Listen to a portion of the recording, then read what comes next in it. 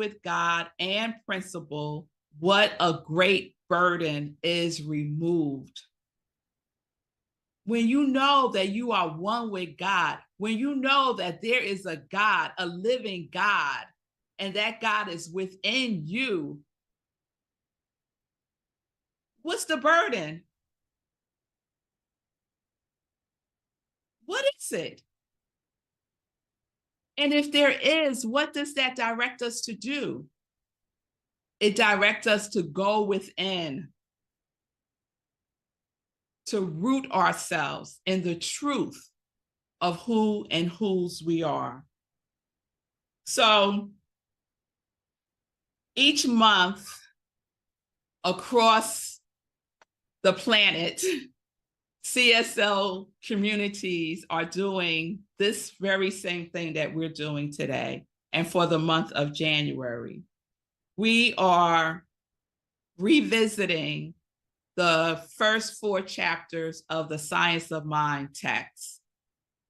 Those 4 chapters are the thing itself, the way it works, what it does, and how to use it. So CSL, Global CSL, let me share their theme. I should say our theme, because we're part of Global CSL. The theme is rising higher, growing deeper.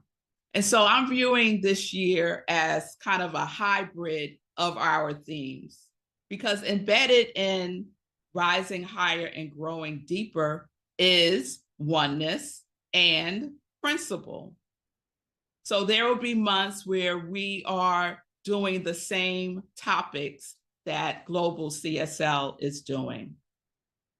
So let's start. And you might want to grab something to take notes for yourself, because this month is really about getting a deeper understanding, a deeper knowingness of the fundamentals of science of mind, of religious science, of new thought, of ancient wisdom, of sacred teachings. And what I'm going to share with you today is the first chapter, The Thing Itself, our message, the thing itself, us. And this was so challenging because I had to narrow it down. Otherwise, we would be in Sunday service today for 2 hours. We would be having like a Pentecostal service today if I went through all of that offering that Ernest Holmes is giving us just in chapter 1. So I'm going to do my best to be concise.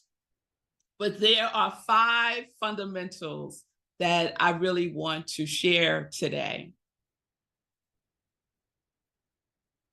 So the first one, the thing itself. The thing itself is the study of the science of mind. That's what the science of mind is all about. It is about the thing itself. Ernest writes in the Science of Mind text, the study of science of mind is a study of first cause, spirit, mind, or that invisible essence, that ultimate stuff and intelligence from which everything comes, the power back of creation, the thing itself. So chapter 1 is an offering to us to get crystal clear about the thing itself, which I call God. So I call the thing itself God.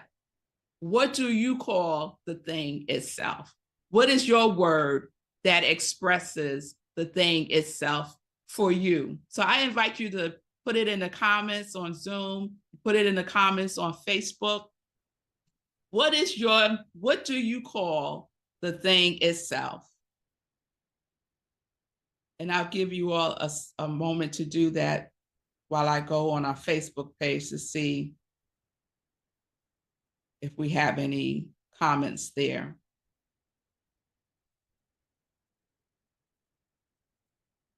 Okay. I see God and spirit. I see peace. God sparkly, sparky. all of creation, God, spirit, the divine creator or source of all that is. Yes, I love all of these. Okay, God and spirit, peace, source, God, all that is, God, sparky, all of creation, God, spirit, the divine creator or the source of all that is, spirit, the divine intelligence, spark of creation. I love that. One of my friends calls the thing itself the great architect.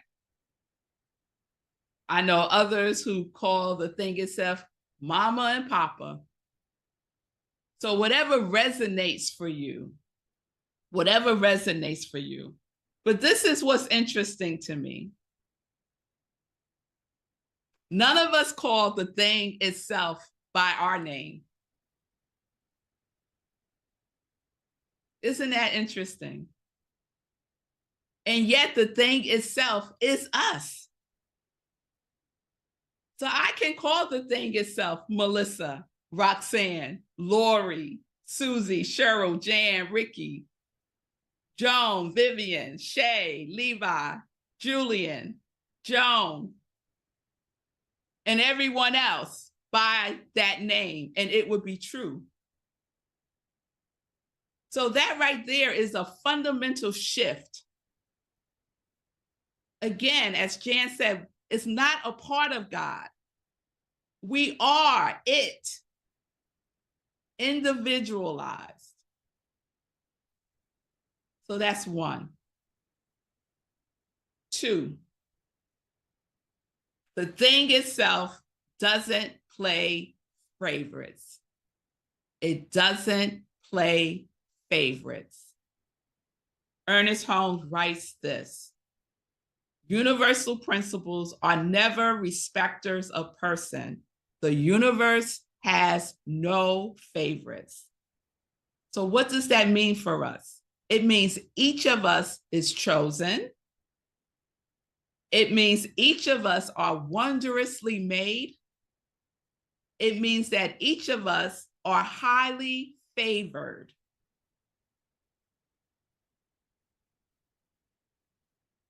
Here's three.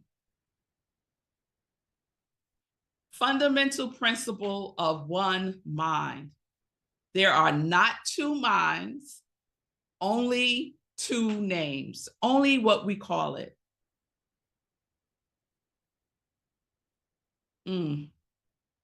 So Spirit is telling me I went through number two too quickly. Okay, God, I'll go back.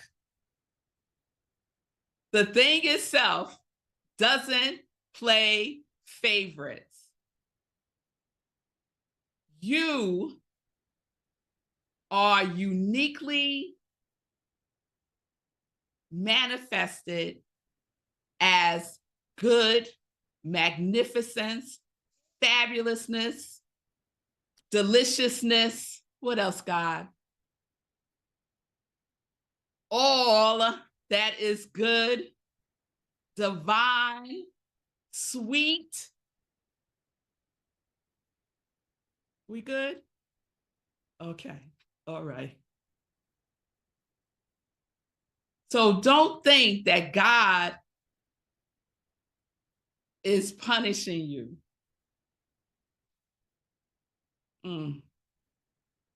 God doesn't punish. That was a big teaching that I had to unlearn. I grew up believing that God was punishing me. It was, Santa God had a list,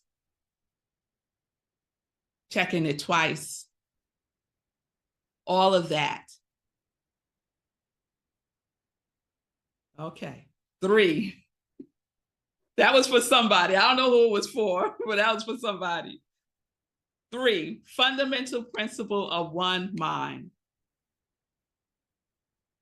There are not two minds, only two names. So Ernest Holmes shares that, and this is a big part of the chapter, the thing itself. And this is really a fundamental principle that is really important for us to get on a deeper level.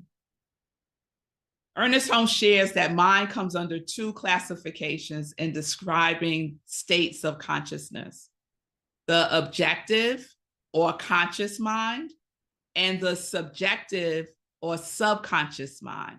So I know we are all familiar with those terms. Ernest Holmes uses them interchangeably. So objective, conscious mind, subjective, subconscious mind. So the conscious mind is the self-knowing mind in God and in us.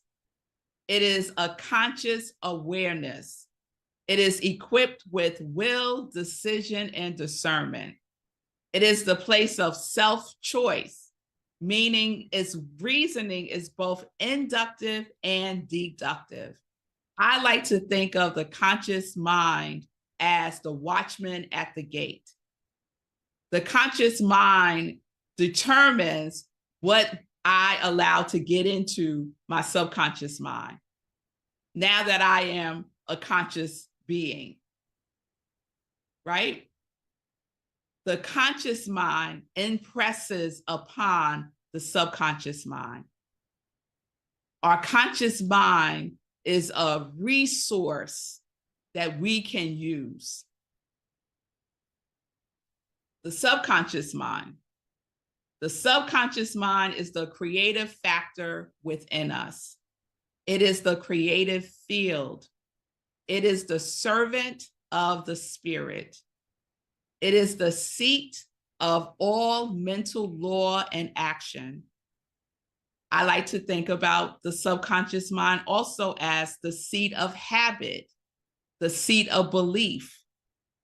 It's where all of our emotional information is stored. It's where our memories rest. It's where our beliefs are formed.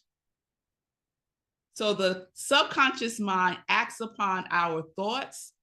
It is the mental law of our being.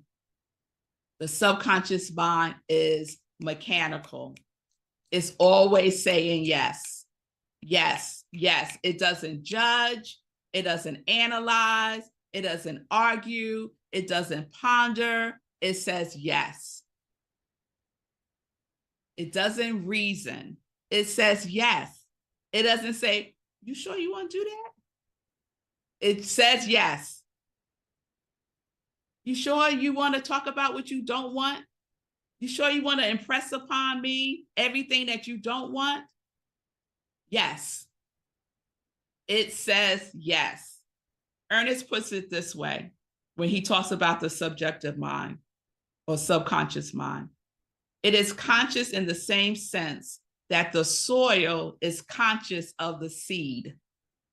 It knows how to produce a plant, but it is not conscious that it is producing it. It has no reflective, deductive, or discriminating factors. It is compelled by its very nature to accept and create. Our subconscious mind, our conscious mind is one mind with two names. So it's important for us to root ourselves in the principle of oneness. When we talk about oneness, we're talking about one mind. I love when I read the Science of Mind text and Ernest Holmes has something in capitals, letters.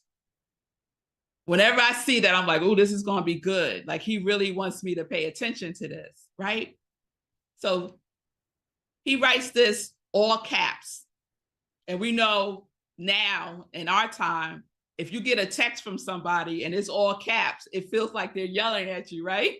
Yes. So this is Uncle Ernie, as Jan calls him, yelling at us to get this fundamental understanding of this principle. There is one mental law in the universe, and where we use it, it becomes our law because we have individualized it. The individual mind is really not individual, but individualized. The riddle is solved, and we all use the creative mind, the creative power of the universal mind. Every time we use our own mind, it's one mind. We are the individualized of the universal mind. The universal mind creates, and so do we. So do we. We need to get that. We use the creative process to create our lives. And we can do that consciously or unconsciously. Nevertheless, it will create.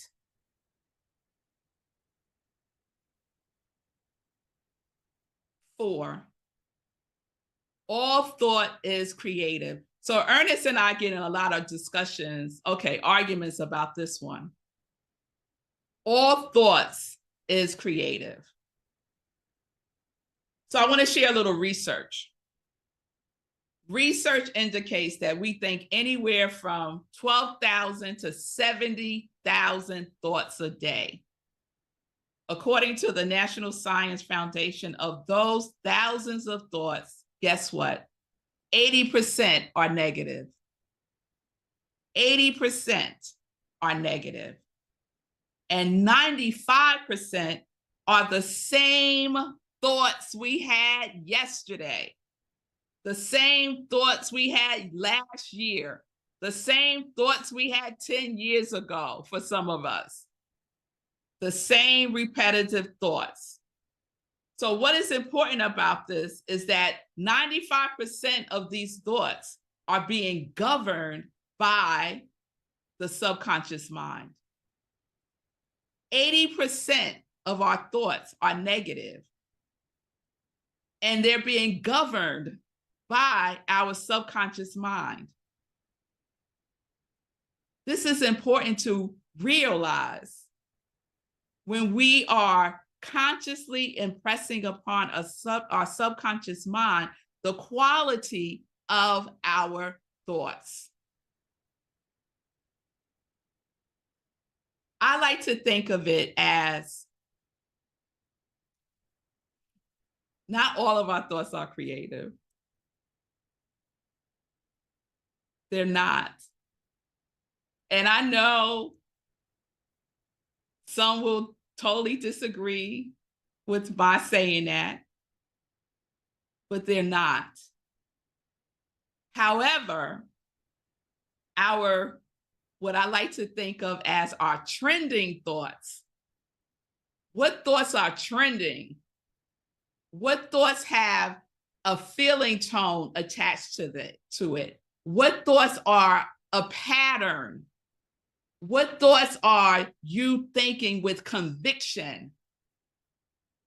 Those are the thoughts that are creative. These fleeting thoughts, these whimsical thoughts, they have nothing attached to them whatsoever. Those are not the creative thoughts. The creative thoughts are the thoughts that we think about constantly with feeling and conviction. So later on, Ernest comes to this realization when he shares this. He says, we must say that all thought is creative according to the nature, impulse, emotion, or conviction behind the thought. Thought creates a mold in the subjective and subconscious in which the idea is accepted and poured and sets power in motion in accordance with the thought. In accordance with the thought. This is important. The thought is the nature, the impulse, the emotion, the conviction behind the thought. Those are the thoughts that have the juice to be created.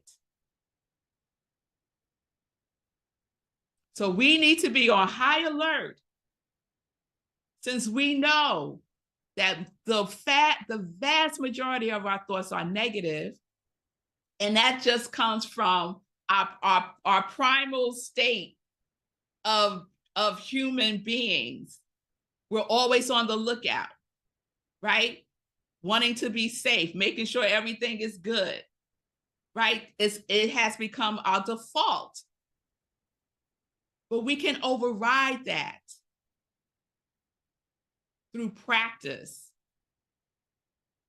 So when a negative thought, if you realize, oh, I have been thinking this negative thought for like an hour now, you have the opportunity to make a conscious choice, married with feeling and conviction of what is the truth. Not a lazy affirmation. It is stopping, pausing, taking a breath, and getting clear within yourself again by remembering that you are the thing itself. And that is the place in which you create.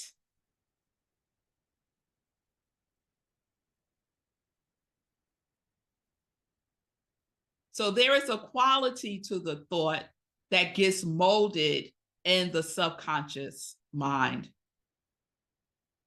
And we really need to be aware of what we are molding and creating in our lives. And we see the demonstration of it.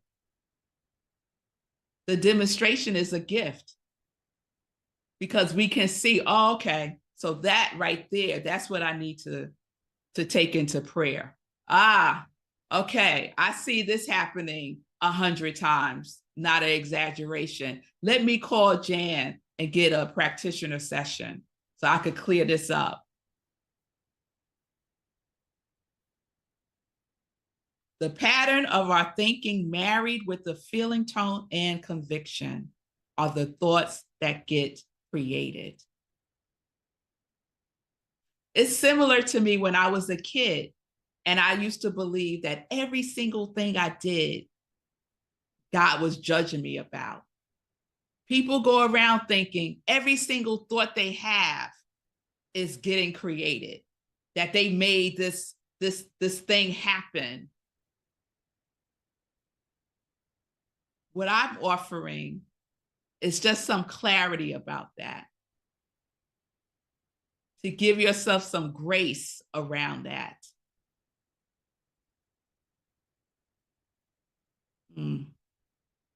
So be aware of those trending thoughts. Be aware of those trending thoughts. Be aware of the quality of those thoughts when you are choosing what your conscious mind is impressing upon your subconscious mind. This is all about the creative process, the cause, the medium, the effect. You could look at it as spirit, soul, body. You could look at it as seed, soil, plant. It is the descent of the universal mind or cause or spirit or seed through the universal medium or soul or soil that is the manifestation of the effect or body or form or plant. That is the creative process. That universal creative process gets individualized through us. We use the same process. The seed, the soil, the plant. The cause, the medium, the effect. 5, it is fundamental that we understand that the root of the creative process is not mysterious. I love this in the Science of Mind text. It is not mysterious. I remember when The Secret came out and everyone was feeling like they now know the secret. So lie about secret. There is no secret. It's not a mystery, the creative process. The law of attraction was not hiding out to be found. It's always available. It just became more people awakened to it. And it was brilliant marketing. Brilliant. However, the creative process as the universal mind, the thing itself is individualized through and as us. It works. We know it works. We are evidence of it working because we are the individualized expressions of the universal. We are the proof it works. So if you ever doubt that the creative process is working in your life, take a breath. There's the proof. So it's not a secret. It's not a mystery to be solved. It's not magic. It is not luck. That is not to say that we can have the feeling tone of mysterious and magical. I like the feeling tone of mysterious and magical. But the creative process is not a mystery and it ain't magic. It is simply love pointing the way and law making the way possible. Because when we start to believe and buy into this notion that it's a secret, we are putting distance between us and the truth of who we are. Where does that power lie? It lies within you. So we must remember that the study of mind is the study of the thing itself. The thing itself is not separate from us. It is us. So let us be rooted in the truth of who we are. Our mind and our spirit are the echo of the eternal thing itself. I so love that, Ernest Holmes. Our mind and spirit are the echo of the eternal thing itself. When you're in a valley or in a cave and you yell or you say something, it echoes back. There's an echo. And what does it echo back? It echoes back what you said. It doesn't echo back something else. So we are the echo of the eternal thing itself. We are the thing that we all named ourselves to be. When I asked the question, what do you call the thing itself? We are all of those things. If we said it, it will be echoed back to us. So I want to end with this piece of the chapter. Ernest ends the chapter, the thing itself, with this statement. He writes, the mind which we discover within us is the mind that governs everything. This is the thing itself, and we should recognize its simplicity. We should recognize its simplicity. It's not hard. The law is not a struggle. It is not a grind. It is simple. We make it difficult.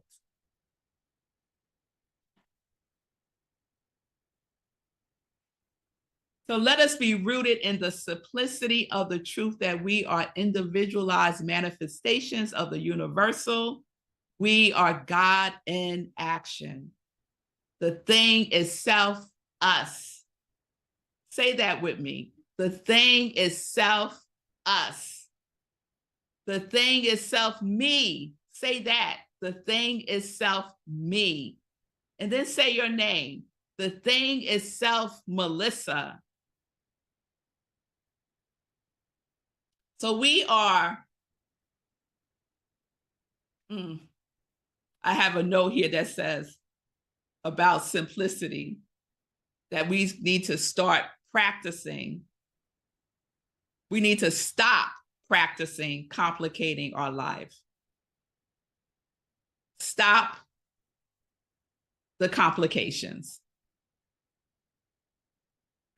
So we are living as principle when we stay rooted in the oneness of God's nature as our nature. God's nature is our nature.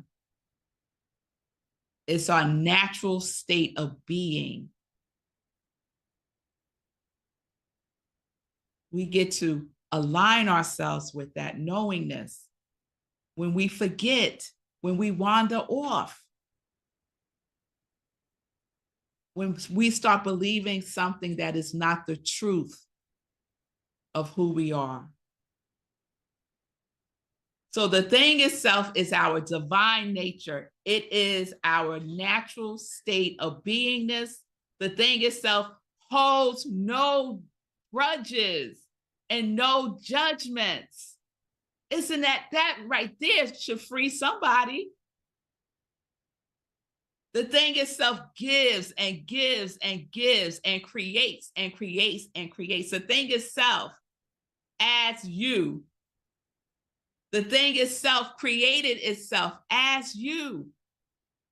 The thing itself creates only good. Only good. So if the thing itself created you, that means you're good. Right? The thing itself is good and almighty. The thing itself is eternal, infinite, and changeless. You could count on the thing itself. It will be the same today, tomorrow, and forever. The thing itself always is. The thing itself, us, the echo of the eternal thing itself. The thing itself, us as the realized and revealed destiny of the thing itself. The thing itself that I call God is and I am. The thing itself that you call by its name that resonates with you. So we are because God is. We are the thing itself. The thing itself, us. The thing itself, us. So let's take a breath.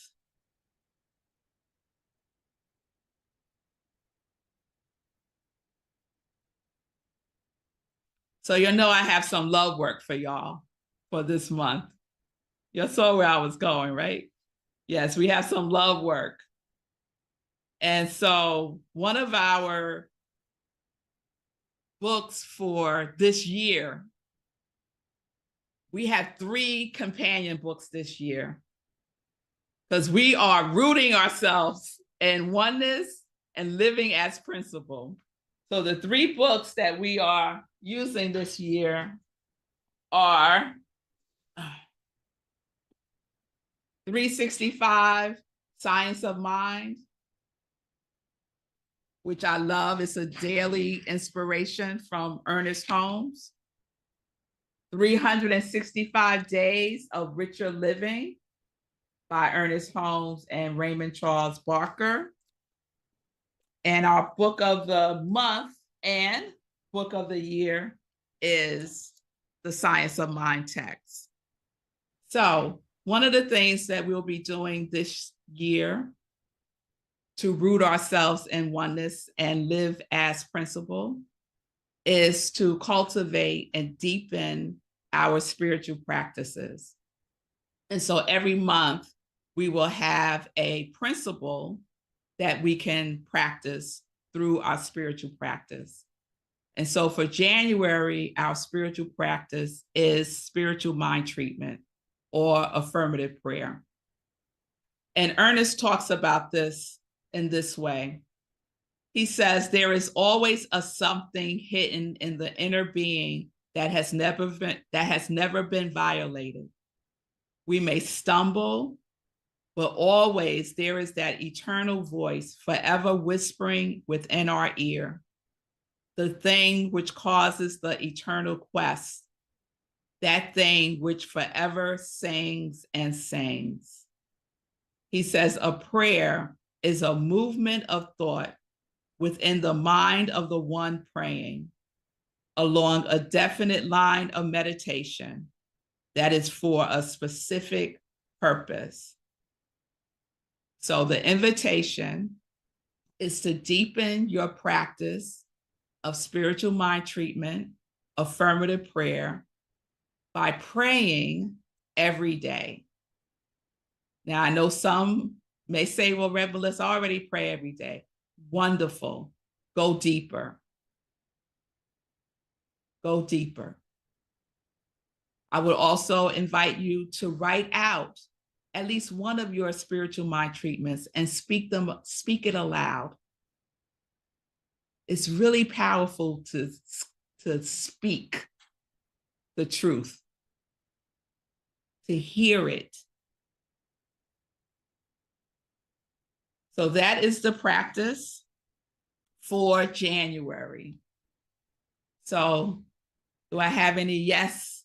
Yes. Oh, I can't wait to do that, Red Melissa. Oh, that's going to be so much fun. Okay. Yes. Yes. Yeah. Amen, everybody. Amen. So that was the journey through chapter 1. Next week, we will journey through chapter 2, pointing out some of the fundamentals that we get to be and experience. So thank you all.